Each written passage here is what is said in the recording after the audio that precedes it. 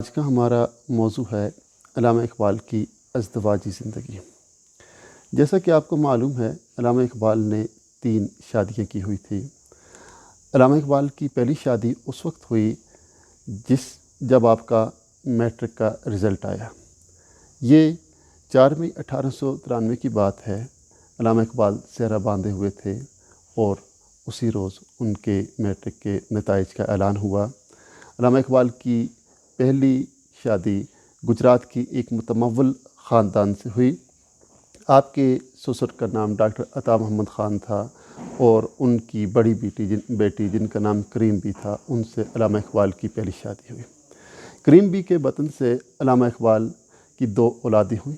ان میں معراج بی 1896 اور 1898 میں آفتاب اقبال کی پیدائش ہوئی۔ معراج بی 19 سال کی عمر میں 1915 میں وفات پا گئی، جبکہ آفتاب اقبال نے طویل عمر پائی۔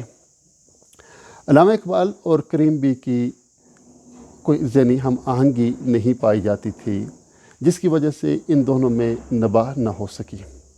اگرچہ کریم بی اور علامہ اقبال 5 سال تک بھاٹی دروازے والے گھر میں اکٹھے رہے، مگر ذہنی ہم آہنگی کے فقدان کی وجہ سے معاملات بہتر طور پر طے نہ ہو سکے۔ آخرکار بات طلاق تک آ گئی۔ اگرچہ طلاق نہیں ہوئی، لیکن باہمی رضامندی کے ساتھ اور خاندان کے بڑوں کی مشاورت سے ان کی علیحدگی ہو گئی اور دونوں بچے کریم بی کے ساتھ ہی چلے گئے۔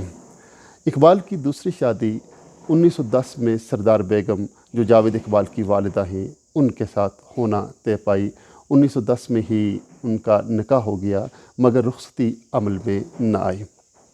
اسی عرصے میں اقبال کو کچھ گمنام خطوط موصول ہوئے، جن میں سردار بیگم کی کردار کشی کی گئی تھی اور ان پر کچھ الزامات لگائے تھے۔ اقبال اب دوبارہ سے تذبذب کا شکار ہو گئے، چونکہ وہ پہلے ہی ازدواجی زندگی کی وجہ سے کچھ پریشانیوں کا شکار تھے۔ اب اس وجہ سے مزید ان کی پریشانیوں میں اضافہ ہو گیا، لہذا رخصتی کا عمل کچھ عرصے کے لیے ملتوی ہو گیا۔ 1913 میں اقبال نے تیسری شادی لدھیانہ سے کی، اور تیسری بیگم کا نام مختار بی تھا۔ جب اقبال مختار بی کو لے کر لاہور میں آئے تو اسی عرصے میں وہ معاملہ جو خطوط کا تھا وہ بھی واضح ہو گیا، اور نتیجہ یہ نکلا کہ کچھ لوگوں نے اپنی ذاتی دشمنی کی وجہ سے ایسے خطوط اقبال کو لکھے تھے۔ اب اقبال نے سردار بیگم سے رابطہ کیا تو سردار بیگم نے یہ بتایا کہ کسی اور سے نکاح کا تو سوال ہی پیدا نہیں ہو سکتا، میں ساری زندگی آپ کا انتظار کروں گی اور روز محشر آپ سے دامنگیر ہوں گی۔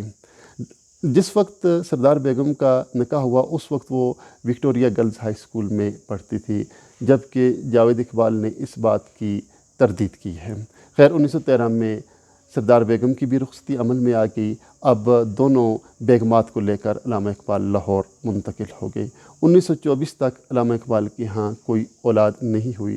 1924 میں جاوید اقبال کی ولادت ہوئی سردار بیگم کے وطن سے، جبکہ 1930 میں منیرہ بانو کی ولادت ہوئی۔ مختار بیگم، جن کا تعلق لدھیانہ سے تھا، ان کی کوئی اولاد نہیں ہوئی اور وہ 1924 میں ہی زچگی کے عالم میں ان کی وفات